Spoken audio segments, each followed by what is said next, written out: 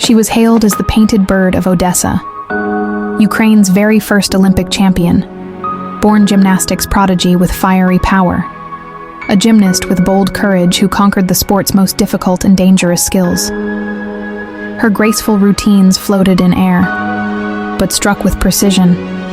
Talent would carry her to the highest of sky, and she would quickly accomplish her dreams. But no one saw the sacrifice and pain hidden beneath her wings. At 15 years old, far from the home she loved, her destiny would approach faster than she imagined. And when that moment stood in front of her, she would shockingly come crashing down, proving that talent can open doors, but pressure can slam them shut just as fast. When moments of darkness tried to steal her radiance, Tatiana Gutsu continued to soar, mending heartbreak with sheer grit. Through it all, her gymnastics lit up the world. She refused to let setbacks ground her, turning every fall into fuel and a reason to fly even higher. As Tatiana Gutsu learned very early, the fall is part of flight, and the one brave enough to fall can sometimes become the one brave enough to soar.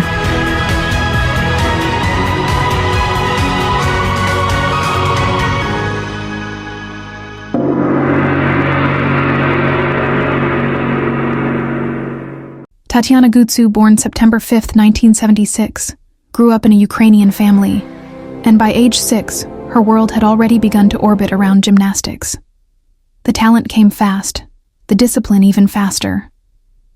By 1988, she went from a promising youngster to part of the Soviet Union's junior national team, and in 1990 would win gold on every event at the Junior European Championships. Her true arrival came in 1991, under the bright lights of the World Artistic Gymnastics Championships in Indianapolis. There, she helped the Soviet Union capture the team title and claimed 5th place in the all-around, and walked away with silver medals on the uneven bars and balance beam. But that beam silver, many argued it should have been gold. But gold went to her teammate Svetlana Boginskaya, whose elegance shined even with a routine that was noticeably simpler. Her routine has nearly the difficulty that Gutsu had in her routine. Difficulty. This is what kept Gutsu apart from everyone. She performed a double-twisting Yurchenko vault. But on floor, she debuted a double layout with split legs in the first salto, an audacious move proving her artistry. Finishing floor with a piked full-in was a move as bold as she was. But it was beam where her name quickly became synonymous with raw talent. Pure difficulty from start to finish. Standing back with a full twisting swing down in combination, a triple series, and a beam dismount that remains one of the most difficult ever performed even today. All the way through to a very difficult full twisting double back. After the triumph of Team Gold in '91, she surged higher. At the European Championships in '92, she dominated the field, winning the all-around, vault, and uneven bars, and silver on beam, officially marked as a leading contender for the Olympic all-around crown. To see if she can keep her legs together and her toes pointed throughout the entire ball. When Barcelona finally came the unified team, the once Soviet Union, now group of independent nations assembled for the Olympics, they arrived without a clear national flag on their leotard. They were a powerhouse that was nearly unbeatable. The team consisted of Svetlana Boginskaya, Belarus, Ukraine; Tatiana Gutsu, Ukraine; Tatiana Lasenko, Ukraine; Oksana Chusovitina, Uzbekistan; Rosa Galieva, Russia; and Yelena Grudneva, Russia.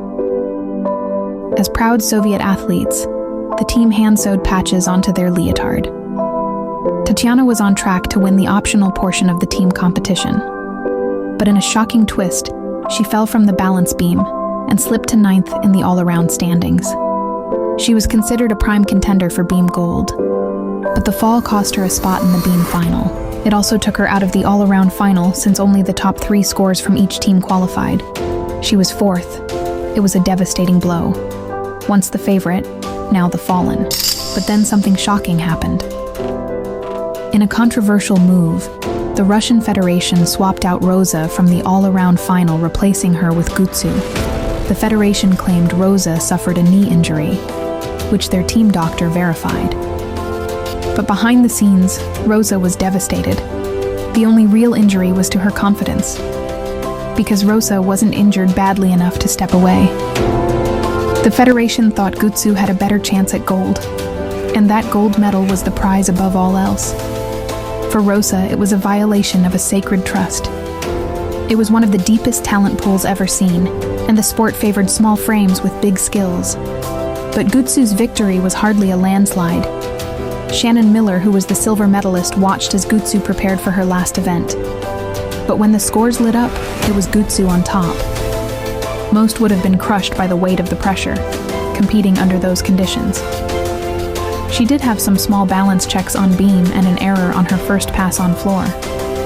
But her work, it was enough. She would inch the gold medal by an incredible 12 1/1000ths of a point. The smallest victory gap in Olympic all-around history made her an Olympic champion. Still, Rosa always resented getting pushed out of the all-around final in favor of Gutsu. Hypothetically, if we use scores from qualifying, she would have finished 7th all-around.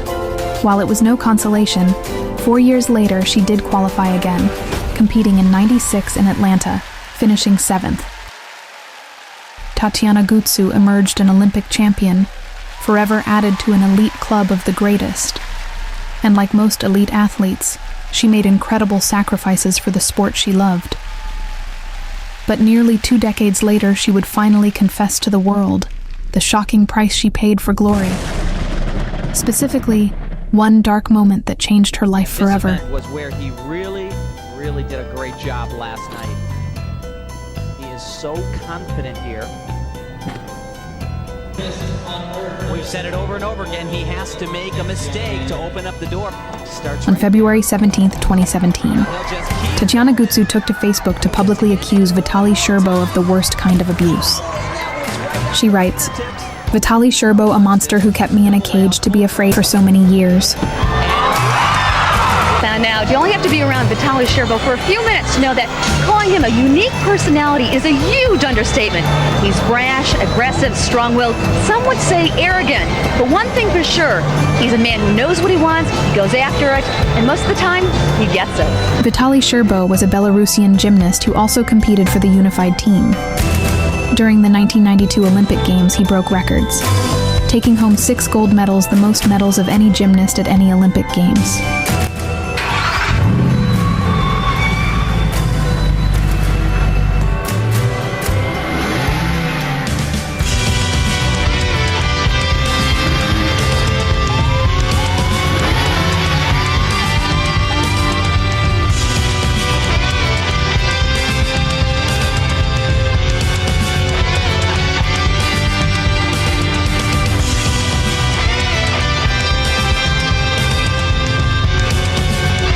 This is me being brave after 27 years. Tatiana Toropova, who I thought was my friend and a teammate on the national team of USSR. Thank you for not being brave for me when I needed you the most. To stand up for me, and fight for the women's rights. Such a horrific act. No means no. You were there, you heard everything, you never stood up to protect me. Rustam Sharipov.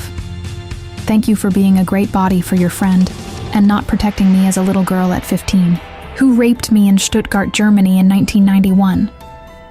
Vitaly Sherbo, monster who kept me in my own prison, to be afraid for so many years. I know you will try to defend yourself, but my details are much stronger than your words. I'm strong now more than ever. You can't break me down anymore. In 1991, Gutsu was 16 years old, Sherbo was 19. She had held her alleged accusations in for nearly 3 decades, but now it was out. Her voice came at the height of the Me Too movement, an awareness campaign against sexual abuse. Many in the gymnastics community voiced their opinions on the subject. Her prior teammate Svetlana commented, "I am very sorry to hear this story about Tatiana Gutsu. Breaks my heart to know what she went through. I am a woman who will stand up for people I know and care about. One of the people in Tatiana's story, who I personally known for 29 years, is Rustam Sharipov, who I've been with in many trips as a gymnast, many shows after Olympics, who personally stood up not only for me, but many others who needed help in any situation. Lilia Podkopayeva also spoke out saying, "Rustin has become like an older brother to me. He is caring, honest, and loves children.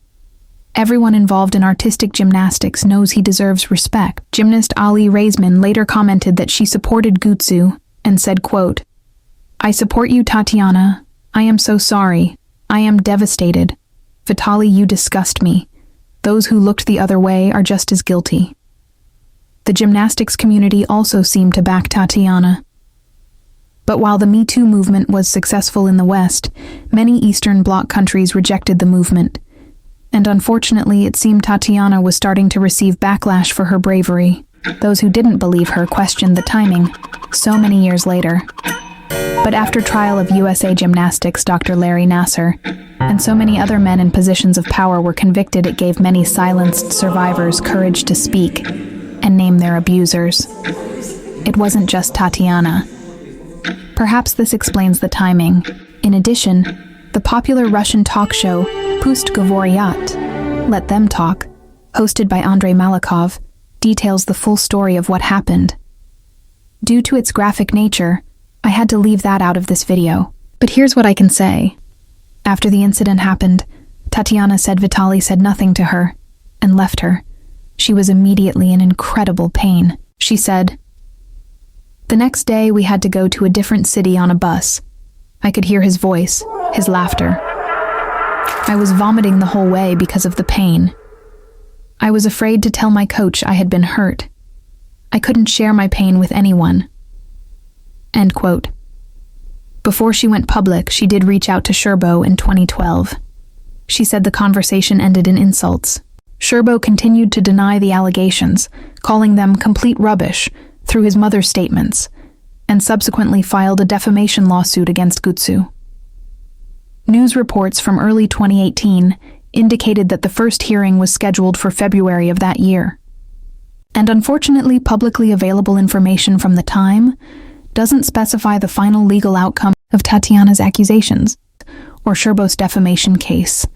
If it was settled, dismissed, or went to trial, it's not documented on the internet.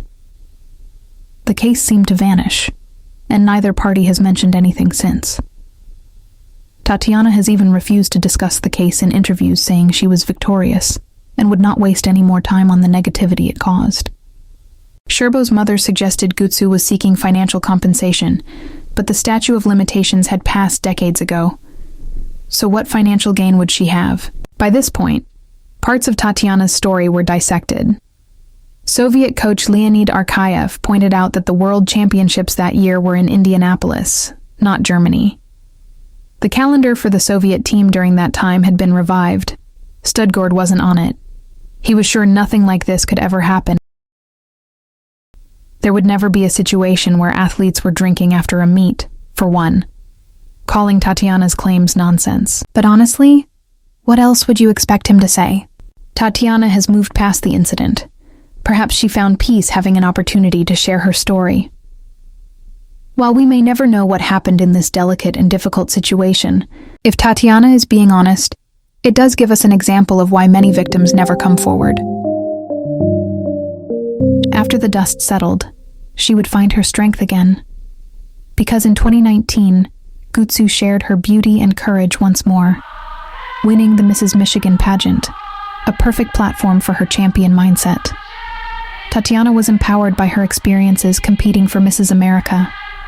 She often shares a look into her life on her social media pages and with the Tatiana Gutsu Foundation, a nonprofit dedicated to helping children, families, and vulnerable communities through empowerment, education, and compassion. Hey, champions. Hey, champions. Hello, champions. Hello, champion. Hey, champion. Hello, champions. Hey, champions.